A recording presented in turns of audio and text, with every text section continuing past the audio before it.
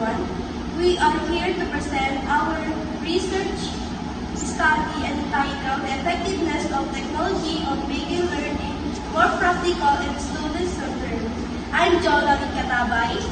I'm Angelo, and I am Benjie P. Panganiban. We are the researchers. Chapter 1. The Problem and its Background. Introduction. Technology can assist youngsters in figuring out how to examine subjects they find fascinating. For older people, information was not as promptly accessible.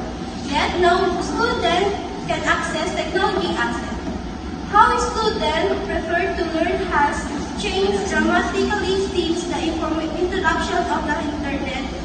Students no longer prefer passive dissemination of information being delivered by a teacher. Students prefer to watch a task taking place and attempt to duplicate it instead of reading or being instructed about the topic studied by Jonalin C. However, the change from a teacher-centered learning environment to a student-centered learning environment with the integration of technology create challenge and create opportunity for educator studied by Nico 2018. Therefore, this kind of study conduct to know the effectiveness technology on making learning more practical and student-centered. Chapter 3. Methodology. Research Design. This particular research understanding entitled Effectiveness of Technology on Making Learning More Practical and Student-Centered. We will use the quantitative type of research that is designed as descriptive. This quantitative type will be used to identify the data that will be collected throughout the study. Research environment. The production of survey questionnaires to study the effectiveness of technology on making learning more practical and student-centered will be conducted at the Isabela State University, Catabay campus through printing. The researchers will distribute the survey questionnaires and collected raw data also at the Isabela State University, Catabay campus mainly, focusing on the second year BS Information Technology. Sampling procedures. The researchers will use questionnaires and will allow all the students of second year BSIT student of Isabela State University, Catabay campus as the respondents that may answer the survey questionnaires by providing their personal data of screen time, exposures from technology like cell phone, laptop, or any type of technology we're using in class, and then facts of technology on their learning and center. The factors involved in the impact of technology on the student learning center will be identified in the survey and how much the effectiveness of the technology in their study. Data gathering procedures. Researchers will collect the raw data from the survey questionnaires disseminated among the selected respondents in their corresponding classroom after answering the questions asked in the questionnaires. All the survey questionnaires will be compiled as one and will be taken in a statistical manner to explore the effectiveness of technology on making learning more practical and student-centered. Statistical data. The data will be gathered after conducting a survey about exploring the effectiveness of technology on making learning more practical and student-centered. It will be interpreted and evaluated by the researchers. To summarize the results, the researchers use survey questionnaires to collect the answer of respondents. Chapter 4. Presentation and Interpretation Analysis of Data. This chapter presents the data gathered which were tabulated for the interpretation and analysis made. These are presented in tables following the sequence of the specific research study about the effectiveness of technology on making learning more practical and student-centered. Through the statement about the effectiveness of technology on making learning more practical and student-centered of the respondents. Statement number 5, how technology affects your academic achievements and motivation. Gained the highest mean of 4.48 with the descriptive interpretation. The respondents agreed with the statement which technology has a good effects in terms of their academic achievements and motivation. While statement number 6, how technology affects your learning improvement, gained the lowest mean of 2.29 with the descriptive interpretation. The respondents agreed with the statement interpreted that technology has a low effect in terms of learning improvement.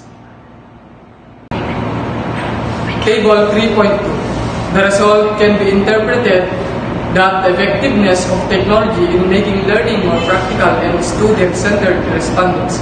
According to their section, BSIT BPO2A has significant value of 2.34, while BSIT BPO2B has significant value of 1.60.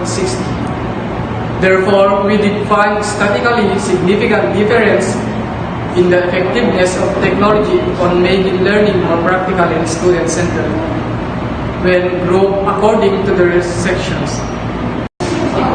Table 3.2. The result can be interpreted that the effectiveness of technology on making learning more practical and student-centered respondents. According to their sex, female has significant value of 2.22, while male has significant value of 1.99. Therefore, we did find statistically significant differences in the effectiveness of technology on making learning more practical and student-centered were grouped according to the results. And now we proceed to Chapter 5, Summary of Findings, Conclusion, and Recommendation. Summary of Findings. This study shows us that every student has their own technology like cell phone, tablet, laptops, computer, and etc. In addition, this chapter shows us the technology used by students inside the university. Many of them can access their cell phones and some of them can access their laptops and computers. The result gathered show that most of the respondents find the effectiveness of technology on making learning more practical and student-centered. We find that the technology has good effect in terms of academic achievements and motivation of a student, while technology has low effects in terms of learning improvement of a student. Conclusion. Based on the findings derived from this study, the following conclusions were drawn. Number one. Technology has a big effect on learning and student-centered. Students use different gadgets to make their learning more practical in terms of their academic achievements.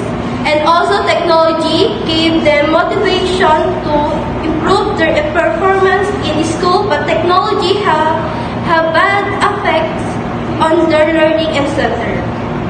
Technology has direct effects on students, especially in their student learning. Mobile phones play an important role in the studies of students. Students enjoy their cell phone gadgets to improving their learning center. Recommendation. From the findings and conclusion of the study, the following recommendations are presented. Number one. For the students, they should be more centered to their study and find way on how will they use their technology device to do the tasks in school they are obligated to. This day, such innovations and inventions of technology began to happen. A student must take advantage to this kind of modernization for their education. For the parents, they should provide a suitable technology device for learning based on the courses of their children. For the teachers, they should consider the performance task they will give the student and make sure it is applicable for students who only use cell phones or students who only use desktop or laptop. they should provide suitable computers for their student learning improvement. For tech manufacturers, they should continue to release or upgrade technology devices that are flexible and convenient for students. For the future researchers, you can use this as a reference materials and guide for future researchers. If you wish to conduct the same study related to the effectiveness of technology on making learning more practical and student-centered. This is our research study. Thank you and God bless.